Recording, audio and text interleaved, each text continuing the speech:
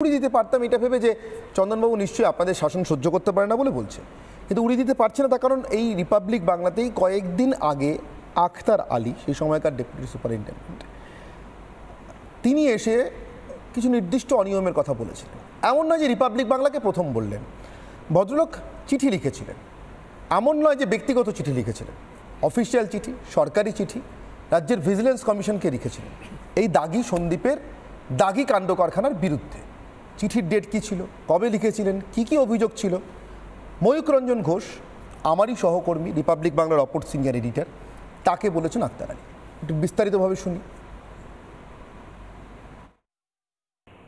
Deputy superintendent এই মুহূর্তে, প্রাক্তন ডেপুটি সুপারিনটেন্ডেন্ট আরজিকর হাসপাতালে তিনি যে অভিযোগগুলো সন্দীপ ঘোষকে নিয়ে বলছেন, আখতার বাবু আপনি যে কথাগুলো আগেও বলেছেন এবং এখনো বলছেন, এই সন্দীপ ঘোষকে জেরা করলে সিবিআই অনেক কিছু পেতে পারে, গোটা বিশ্ব এই মুহূর্তে আপনাকে শুনছে, রাজ্যপালও এই মুহূর্তে রয়েছেন, শুনছেন। আপনি একবার বলুন এই সন্দীপ ঘোষ আসলে কি কি জানেন। এবার সন্দীপ ঘোষ হচ্ছে তার মানে একটা মাস্টার মাইন্ড, ও মেডিকেল নেক্সাসের একটা মাফিয়া। এবার ওর সঙ্গে আরো 5-6 জন আছে যারা পুরো বাংলাকে না বরবাদ করে দেবে, নষ্ট করে দেবে। আর কত ছাত্রর না জীবন নষ্ট অলরেডি ও করে দিয়েছে।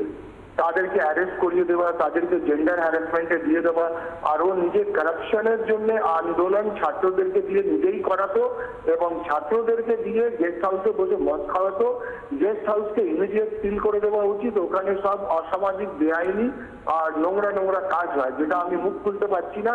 100 বছর পুরানো মেডিকেল কলেজ, কিছুদিন আমিও ওখানে ছিলাম, কিন্তু ওই ভাষা না আমি আর বলতে পারছি না। আমি চাইছি যে খুব স্ট্রিক্ট তদন্ত হোক, 6-7 জনকে সরিয়ে দিয়ে শুধু আরজিকর না পুরো বাংলাটা মুক্তি পেয়ে যাবে, পুরো বাংলাটা। আর ইউ বিলিভ মি, আমি নাম জানি, কিন্তু এখন আমি নাম বললে কাল সকালে আপনি আমাকে ডেট পাবেন, লিডিং পাবেন না। এত পাওয়ারফুল তারা, এত পাওয়ারফুল তারা। আমাকে একটা কথা বলুন যে কিন্তু ওনার সঙ্গে যুক্ত, ওনার তার মধ্যে 2 জন তো ওনার গডফাদার, একজন আরো আছেন, এবং ডক্টর সন্দীপ ঘোষের সঙ্গে রোগী কল্যাণ সমিতির চেয়ারম্যান, প্রেজেন্ট চেয়ারম্যানকে পুরোটাই দায়িত্ব নিতে হবে। শুধু মিটিং করে ফিশ ফ্রাই খেয়ে কাজু খেয়ে চলে গেলে হবে না, যখন মানে কোনো প্রবলেম হবে তাকেও পুরো রেসপন্সিবিলিটি নিতে হবে। যেহেতু উনি চেয়ারম্যান, ওনাকে সেই অনারটা দেওয়া হয়েছে, তো ওনাকেও কাঠগড়ায় খাড়া করা আমার মনে হয় উচিত। সৌরভ বাবু 2 বছর আগে ভদ্রলোক অভিযোগ জানিয়েছিলেন রাজ্যের ভিজিলেন্স কমিশনে, একজন ডেপুটি সুপারিনটেন্ডেন্ট, তাকে বদলি টদলি করে দিল, চাকরি কেড়ে নিতে পারেনি সরকার। তার মানে অভিযোগগুলোর ভিত্তি আছে, মানে মিথ্যে অভিযোগ করলে নিশ্চয়ই এতক্ষণে চাকরি চলে যেত ওনার। এখনও দিব্যি আছেন নিজের সার্ভিসে, তাকে সাক্ষ্য দেওয়ার জন্য ডাকা হয়েছে শুনেছি। কিন্তু এই অভিযোগের তদন্তের সিদ্ধান্ত নেওয়ার জন্য ঠিক সেই দিন পর্যন্ত কেন অপেক্ষা করতে হলো, যার পরদিন সুপ্রিম কোর্ট এই মামলাটা সুমোটো স্বতঃপ্রণোদিত শুনবে ঠিক করেছে। একটা সিট গঠন হলো, 4 জন পুলিশ আধিকারিক আছে তার মধ্যে, তাই তো? 4 জন পুলিশ আধিকারিক আছে, তার মধ্যে ইকোনমিক অফেন্স নিয়ে কাজ করে, মানে অর্থনৈতিক অপরাধ নিয়ে কাজ করে, আর্থিক অপরাধ নিয়ে কাজ করে, এমন কোনো বিশেষজ্ঞ নেই, একজনও নেই। ইকোনমিক অফেন্স উইং রাজ্য সরকারেরও আছে। ইকোনমিক অফেন্সে কেস খেয়েছেন এমন একজন অফিসার আছেন যাকে রোজভ্যালিতে ডাকা হয়েছিল। আমার প্রশ্ন সৌরভ বাবু, এগুলোর পরেও সুপ্রিম কোর্ট আজকে কিছু প্রশ্ন তুলেছে, ভবিষ্যতে আরও তুলবে কিনা আমি জানি না। আমি তো আর ওই বিচারপতিরা নই, বা তাদের সামনে কি প্রমাণ রাখা হবে তার ভিত্তিতে তারা কি সিদ্ধান্ত নেবেন জানি না। এগুলোর পরেও সাধারণ মানুষ কি ধরে নেবেন? মমতা বন্দ্যোপাধ্যায় সুবিচার চান, বিচার চান, না উল্টোটা চান?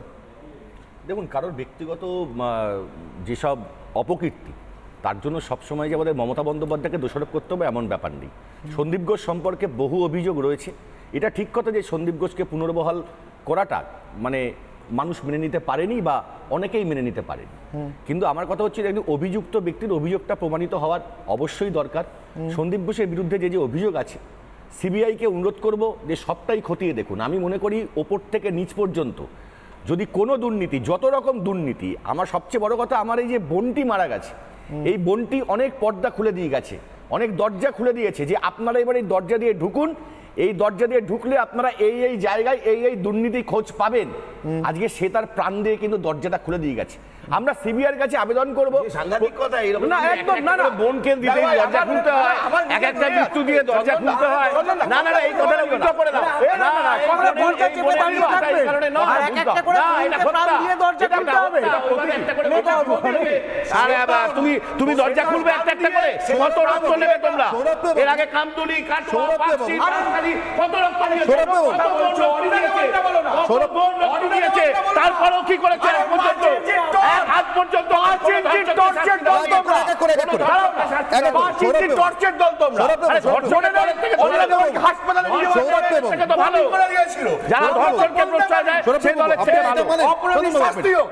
আপনি কি এটা মানেন 2 বছর ধরে এরকম একটা দাগী লোককে আরজিকর হাসপাতালে থাকার সুযোগ করে দিয়ে মমতা বন্দ্যোপাধ্যায়ের স্বাস্থ্য দফতর এবং তার বিরুদ্ধে কোনো তদন্ত না করে মমতা বন্দ্যোপাধ্যায়ের পুলিশ কার্যত অভয়ার খুনকে ত্বরান্বিত করেছে? না না, একদম নয়। মানবেন না?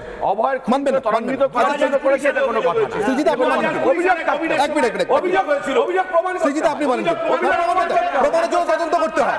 প্রমাণের জন্য এক মিনিট প্রমাণের জন্য তদন্ত করতে হয়। সুজিতা, এক মিনিট। সিবিআই দেখুন। না বুঝলাম, দারুণ, খুব বড় দাবি। সৃজিতা, এই যে দাগী লোকটা যাকে নিয়ে এত টানাটানি, যে এখন লাগাতার 4 দিন সিবিআই এর জেরার মুখোমুখি হচ্ছে, এই লোকটার বিরুদ্ধে 2 বছর আগে যে ভয়ঙ্কর সমস্ত অভিযোগ ছিল তার ভিত্তিতে তাকে 2 বছর আগে 2020 থেকে অ্যাকচুয়ালি শুরু হয়েছে, কিন্তু 2 বছর আগে এই লোকটার বিরুদ্ধে তদন্ত শুরু করে একে অন্য জায়গায় বদলি করা যেত। তদন্তের প্রাথমিক নিয়ম, চেয়ার স্বপদে থাকতে পারে না, তার বিরুদ্ধে তদন্ত চলবে। আপনার কি মনে হয় অভয় যদি সত্যিই কোনো দুর্নীতি জেনে ফেলে, হাসপাতালে কোনো বড় চক্রের কথা জেনে ফেলে খুন পর্যন্ত তার পরিণতি হয়ে থাকে, তাহলে তাতে রাজ্য প্রশাসনের, রাজ্য স্বাস্থ্য দপ্তরের, পুলিশের ভূমিকা কতটা? প্রথমত মানে এখানে সবথেকে বড় ব্যর্থতা এটাই যে আমরা কোনো কিছুর বিচার করতে এত দেরি করে ফেলি যে সেই ঘটনাটাকে আর তারপর সামলানো যায় না। মানে যখন প্রথমবার বদলি হলো, কোনো না কোনো একটা কারণে বদলি হয়েছে, সেটা সেই কারণটা বদলি হওয়ার পরেও আবার সেই জায়গায় ফিরে এলেন, আবারও বদলি, মানে এটা 2 বার হয়েছে যতদূর আমার জ্ঞান। এই জিনিসটা 2 বার হয়েছে, মানে একবার বদলি হলেন, আবার এলেন, আবার বদলি হলেন, আবার এলেন। কেন বারবার তিনি ওনার ওখানে ফিরে আসার প্রয়োজনটা কি পড়ছে? বারবার ওনার ওখানে ফিরে আসার প্রয়োজনটা কি? ঝন্টু বড়াই, এইটা কি বোঝা গেল আজকে সুপ্রিম কোর্টে যত লম্বা শুনানি? আমি দেখছিলাম কপিল সিব্বল, রাজ্য সরকারের আইনজীবী, মাঝে মাঝে বলছিলেন, মানে খুব উৎসাহিত হয়ে বলার চেষ্টা করছিলেন, কিন্তু এই প্রশ্নগুলোর কোনো উত্তর দিতে পারেন না। কেন ওই দাগী সন্দীপকে 4 ঘন্টার মধ্যে অন্য হাসপাতালে পাঠানো হলো? কেন কলকাতার পুলিশ কমিশনার জানতে পারলেন না? টুপটাপ করে গুপি পাখার মতো হাতে তালি দিয়ে 7,000 লোক চলে এলো হামলা করতে, এগুলো কিন্তু উত্তর নেই ঝন্টু বড়াই। আমি বলছি আজকে যদি লাইভ স্ট্রিমিংটা দেখো, এতদিনে এই যে অভয়া বলো, তিলোত্তমা বলো, যার নির্যাতনের পরে নির্মমভাবে হত্যা, সেটার পরে বাংলার মানুষ বুঝিয়ে দিয়েছে তৃণমূল এবং তৃণমূল পরিচালিত বর্তমান সরকারকে তারা মন থেকে মুছিয়ে দিয়েছে। আজকে সুপ্রিম কোর্ট চরম অ্যাসপিরেশন দিয়ে বুঝিয়ে দিল 14 নম্বর আর্টিকেলে আইনের শাসন এখানে কোথাও নেই, ধূলিসাৎ। এবং আজকে তোমাকে বলছি, পুরো প্রোগ্রাম চলাকালীন আমি সারা নেটওয়ার্ক সার্চ করে স্বাধীনতার পরে সুপ্রিম কোর্টের এত বড় রায়, একটা সরকারকে কার্যত উলঙ্গ করে দেওয়া, তার চালনায় যে ল অ্যান্ড অর্ডার কোথাও নেই, সেটার একটা উদাহরণ নেই, আমি খুঁজে পাইনি অরিন্মা। আমি বলছি দেখো, ধন্যবাদ সুপ্রিম কোর্টকে যে আজকে অন্তত এটা বলেছে যে নাগরিক সমাজের আন্দোলন, তার মুখকে সরকার বন্ধ করতে পারবে না। তা না হলে আজকের এই অনুষ্ঠানে সন্ধ্যাবেলা আমরা দেখতাম লালবাজার ওই নির্যাতিতা অভয়া বলো, তিলোত্তমা বলো, তার বাবা মাকে ডেকে পাঠিয়েছে, কারণ তারা মুখ খুলেছে। আমি বলছি তোমাকে যে অনেক তো হলো, তৃণমূল অনেক কিছু বলছে, আমি বলছি হ্যাঁ, তৃণমূল তো মনে প্রাণে চেয়েছিল ন্যায় হোক, আমরা ন্যায় বিশ্ববিদ্যালয়ে আজকে তৃণমূল চালিত ইউনিয়ন বের হয়েছে, সিবিআই তুমি জবাব দাও। আমি বলছি 2007 সালে ভারতবর্ষে একটা আইন পাশ হয়েছিল, এমপিএটা হচ্ছে মেডিকেল প্রোটেকশন অ্যাক্ট, যেটা 23টা রাজ্য নিয়েছিল, যতদূর জানি পশ্চিমবঙ্গ নিয়েছিল, তৎকালীন বামেরা নিয়েছিল প্রোটেকশন অ্যাক্টটা। রাজ্যে 2011 পর থেকে এই আইনটা কার্যত ছোটো জগন্নাথ করে রেখেছে। তার একটা ভয়াল চিত্র হচ্ছে কেন্দ্র রাজ্যের যৌথ সার্ভেতে 2022 সালে একটা ভয়ানক রিপোর্ট বেরোয় যে ভারতবর্ষে 75% ডাক্তার সার্ভিস সেক্টরে ভায়োলেন্সের শিকার হয়, তার মধ্যে 92% হয়, ওটা এভারেজ ছিল, 92% হয় পশ্চিমবঙ্গে। আইনটা ছোটো জগন্নাথ। আমি বলছি তোমাকে যে এটা কেন, এই যে চরম অ্যাসপিরেশনটা দিয়েছে অনেকবার। আমি তোমায় বলি, বুদ্ধবাবু, জননেতা বুদ্ধবাবুর যেদিন গত হলেন, আমার কোথাও যেন মনে হচ্ছে সেই দিনটাকে টার্গেট করেনি তো, যাতে মিডিয়া ওইদিকে ব্যস্ত ছিল, এদিকে কাজটা হাসিল করা যায়, আমার সন্দেহ যাচ্ছে। দ্বিতীয়, হ্যাঁ আমার বিনীতবাবু আমার বিরুদ্ধে মামলা করতে পারেন, আমি আঙ্গুল উঠিয়ে বলছি উত্তরবঙ্গের অনুব্রত আমার আঙ্গুলটা ভেঙে দেখাবেন। আমি তোমায় বলি, দেখো যে এই এসআইটি গঠন, সিট গঠন, আমি না সিট গঠন নেই একটা ব্যাড স্মেল পাচ্ছি। কেন বলো তো? তুমি মনে আছে বারিক বিশ্বাসকে যখন অ্যারেস্ট করতে সিবিআই রওনা দেয়, ঠিক সেই সময় সিআইডি পুরনো একটা মামলায় তাকে কাস্টডি নিয়ে নেয়। তারপরে কোনোদিন সিবিআই তাকে আর পায়নি রেশন কেলেঙ্কারিতে, পরে তিনি বাইজ্জত বাড়ি হয়ে যায়।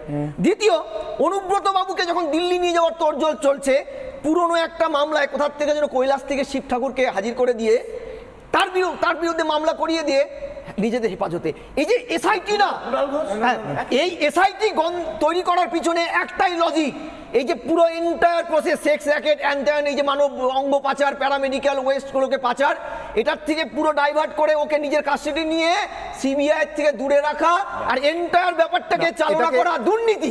না, এটাকে এই নার্কোসের মতো ওয়েব সিরিজেও আছে, যে কোনো ওয়েব সিরিজ দেখতে পারে। এটাকে বলে অপরাধী ছিনতাই। হ্যাঁ, একদম। মানে গ্যাং যখন জানতে পারে আমার খুব গুরুত্বপূর্ণ কোনো সদস্য ধরা পড়েছে, তখন হয় মেরে দেয়, নাহলে অপরাধীকে ছিনতাই করে পুলিশের হাত থেকে, এনফোর্সমেন্ট এজেন্সির হাত থেকে ছিনতাই করে। আরেকটা লাস্ট কথা, যে আজকে যদি তুমি সুপ্রিম কোর্টের এন্টায়ার ব্যবস্থা দেখো, সুপ্রিম কোর্ট বুঝিয়ে দিল বকলমে যে রাজ্য সরকার প্রথম দিন থেকে একটা কমিউনিকেশন, কনভিন্স অ্যান্ড কনফিউশন, এই থ্রিটার ব্যবস্থায় রাজ্যবাসীকে গোল গোল ঘোরাচ্ছে এবং তার নেতারা ঘোরাচ্ছে। এই যে তুমি দেখছো না বিভিন্ন জায়গায় আঙ্গুল ভেঙে দেবো, ঠ্যাং ভেঙে দেবো, এটাও কিন্তু এই প্রসিডিওরটাকে ডাইভার্ট করে ওদিকে নিয়ে যাওয়ার পদ্ধতি, মেকানিজম সরকারের। বুঝলাম।